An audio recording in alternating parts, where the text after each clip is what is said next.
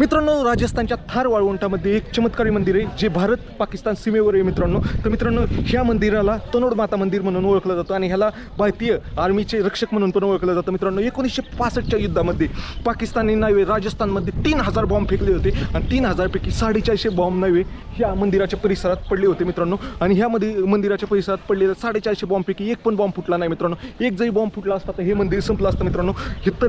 हे ह्या तनोड माताचा चमत्कार आहे मित्रांनो. येथे पाकिस्तानचं जे आर्मीचा मेजर होता ना, तो पण ह्या मंदिरासमोर नतमस्तक झाला. त्यांनी भारतीय गव्हर्नमेंटची परमिशन घेऊन इथं दर्शन करायला आला होता मित्रांनो.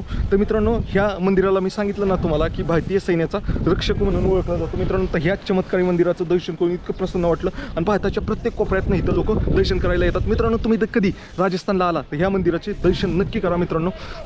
खूप भारी वाटतं. आणि हे मंदिराचं विशेषतः म्हणजे मित्र मंदिर नाही, BSFच्या अंडर आहे. येथे कुठलाही बाहेरचा व्यक्ती नाही आहे. तर इथं येथील पुजारी पण BSF जवान आहे. येथे जे आरती करतात ते पण BSF जवान आहे. तर मित्रांनो, ह्या मंदिराचं दर्शन करून खूप प्रसन्न वाटलं मित्रांनो. तुम्हाला देखील कधी वेळ भेटला तर ह्या मंदिरात नक्की या मित्रांनो. आणि 1965च्या युद्धामध्ये जे बॉम्ब टाकले होते आणि ते बॉम्ब इथं येऊन पडले पण फुटले नाही, ते सगळे बॉम्ब नाही माताच्या दर्शन करायला गेलं ना आपल्याला पाहायला भेटतात मित्रांनो. तर तुम्हाला काय वाटतंय, कसला चमत्कार असेल?